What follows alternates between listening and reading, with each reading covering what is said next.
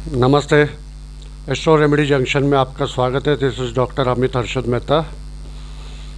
आज का जो विषय है दैट इज़ दीपावली। इसे दिवाली भी कहा जाता है। दीपावली का मतलब क्या है? Row of lights. बहुत सारे दिए आप प्रज्वलित जब करते हैं दैट इज़ कॉल्ड दीपावली। तो ये दीपावली क्यों मनाई जाती है? जब श्री राम प्रभु रावण को परास्त करने के बाद माता सीता को लेके 14 साल के जो वनवास पे थे वो ख़त्म हो जाने के बाद जब अयोध्या में पहुंचते हैं तब अयोध्यावासी जो है, अयोध्या के जो नागरिक है, वो खुशी के वजह से दीपावली का पर्व मनाते हैं। वहाँ पे उन्होंने एक्चुअली जो दीप है पूरे अयोध्या में दीप प्रज्वलित किए थे। तभी से ये प्रथा चलती आ रही है दीपावली की। तो इसलिए दीपावली मनाई जाती है। दूसरी जो चीज़ है कि माता लक्ष्मी कौन है, इनका इनकार्नेशन किस तरह से हुआ। तो समुद्र मंथन के समय श्री विष्णु जी जो थे उन्होंने कुर्मा अवतार जो है कुर्मा अवतार लिया था। तो कुर्मा अवतार लेने के बाद समुद्र में वो चले गए। समुद्र के ऊपर मेरु पर्वत रखा गया और जो उनके जो सर्प थे वो रस्सी का काम जो है उन्होंने किया। तो एट दैट टाइम एक साइड में राक्षसगण थे और दूसरे साइड में देवतागण थे।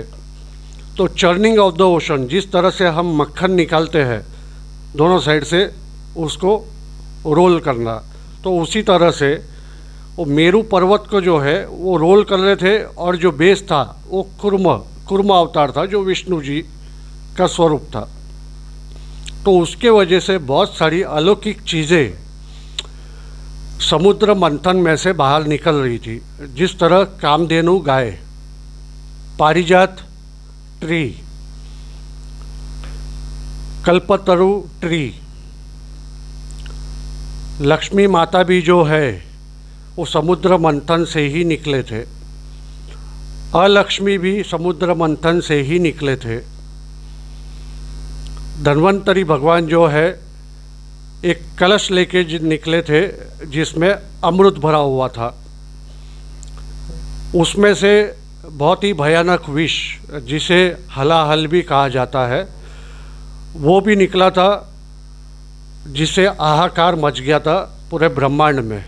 उस समय भगवान शिव शंभू ने उसका पान करके, मतलब उसको पी के उसको जो है अपने कंठ में धारण कर लिया था।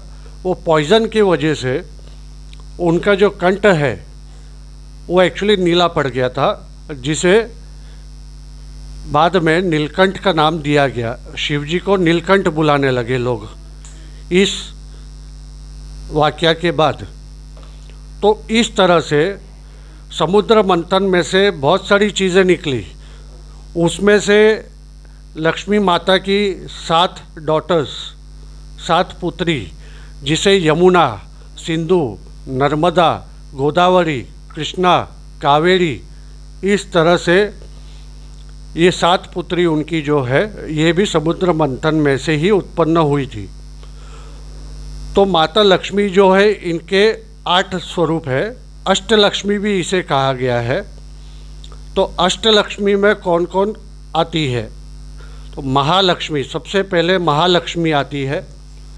दूसरी जो है ऐश्वर्य लक्ष्मी, तीसरी धन लक्ष्मी, वीरा लक्ष्मी, संतान लक्ष्मी, अधिलक्ष्मी और विजय लक्ष्मी। इस तरह से 7 लक्ष्मी जो है, 8 लक्ष्मी, अष्टलक्ष्मी जो हम बोलते हैं, जिसका मैंने मंत्र भी आपको दिया था। ओम श्रीम ह्रीम ऐश्वर्य अष्ट इंद्राक्षी महालक्ष्मी सिद्धिम ह्रीम नमः। तो इस तरह से अष्टलक्ष्मी भी जो है वो देवी का ही स्वरूप है, पर वो अष्टलक्ष्मी का स्वरूप है। जभी देवी लक्ष्मी ने धरती पे एक्चुअली जन्म लिया, या फिर श्री विष्णु जी ने जब भी धरती पे इंकारनेशन लिया अलग अलग रूपों में, तब तब माता लक्ष्मी उनके साथ में थी। जैसे कि विष्णु रूप में माता लक्ष्मी अपने लक्ष्मी रूप में ही थी, कृष्ण रूप में माता रुक्मणी के रूप में थी, और जब श्री राम के रूप में उन्होंने ये लिया, तब माता लक्ष्मी सीता माता के रूप में उन्होंने जन्म लिया। तो माता लक्ष्मी ने कभी भी श्री विष्णु जी का साथ नहीं छोड़ा। तो इसलिए आप हमेशा ध्यान रखिए, श्री विष्णु जी का पाठ, भगवत गीता वगैरह जहाँ पे डेली रीड होती है, वहाँ पे श्री लक्ष्मी जी का भी वास होता है। तो इस तरह से आपको समझना है कि सिर्फ देवी लक्ष्मी की पूजा नहीं करनी है, श्री विष्णु जी की भी पूजा आप जहाँ पे करते हैं, वहाँ पे श्री लक्ष्मी जी ऑटोमेटिकली वहाँ पे वास करती है। मैंने बहुत लोगों को देखा है कि लक्ष्मी जी के पीछे भागते रहते हैं, पर लक्ष्मी जी चंचल बताई जाती है। तो लक्ष्मी जी के पीछे भागने से कोई अर्थ नहीं है। शांति से, क्योंकि आपने देखा होगा गणेश जी के प्रतिमा के बाजू में लक्ष्मी जी और दूसरे बाजू में सरस्वती जी का वास होता है। तो उसी तरह से सरस्वती जहाँ पे है वहाँ पे लक्ष्मी है, लक्ष्मी जी जहाँ पे है वहाँ पे सरस्वती है, और गणेश जी तो है ही है। तो ये सब देवता जो है ये अलग अलग नहीं है, इनका सिर्फ स्वरूप अलग है।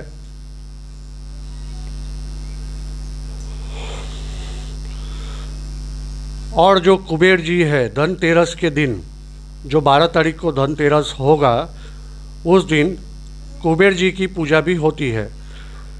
365 डेज में से 364 डेज कुबेर जी की पूजा नहीं होती है।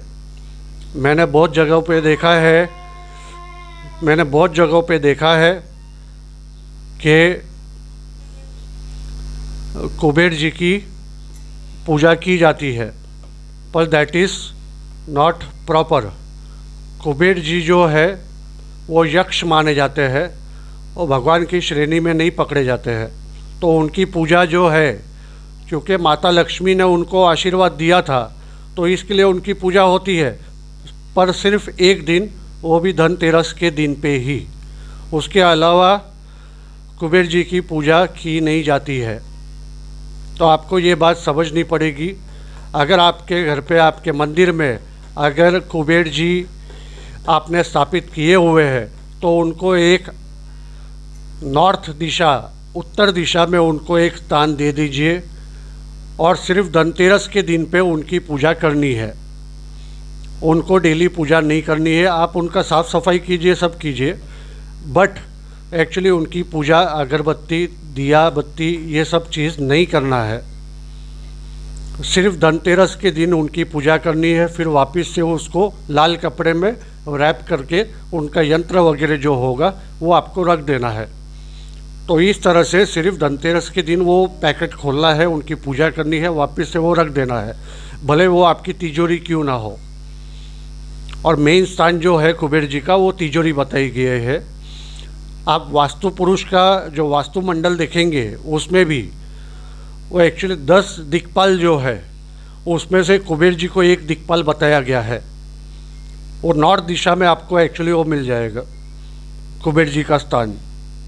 तो इस तरह से आपको समझना है। और मैंने बहुत जगहों पे देखा है कि लोग जो है गणेश माँ जो है, गणेश जी की जो प्रतिमा है, वो भी दरवाजे के ऊपर लगा लेते हैं।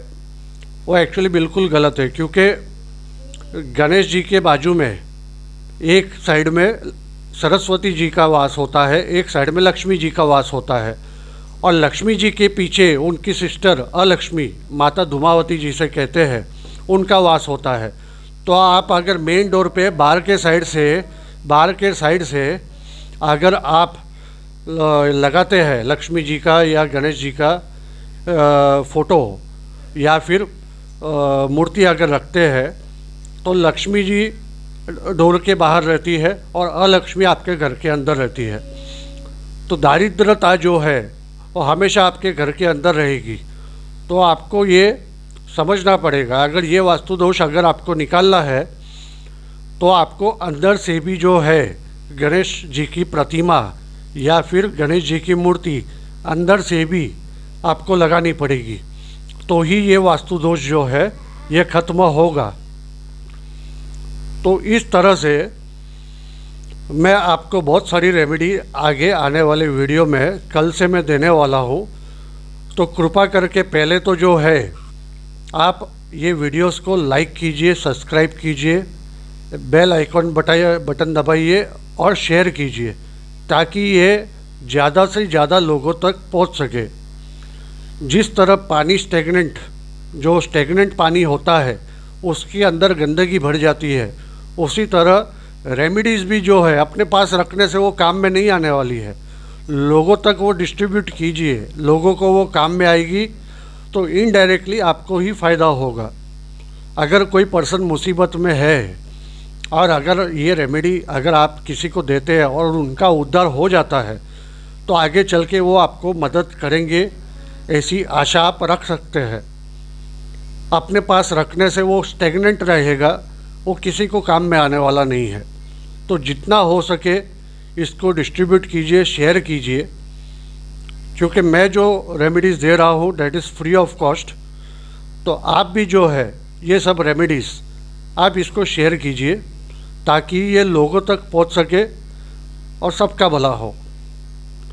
तो आज के लिए बस इतना ही। अमित हर्षद मेहता का नमस्कार। जय माँ लक्ष्मी।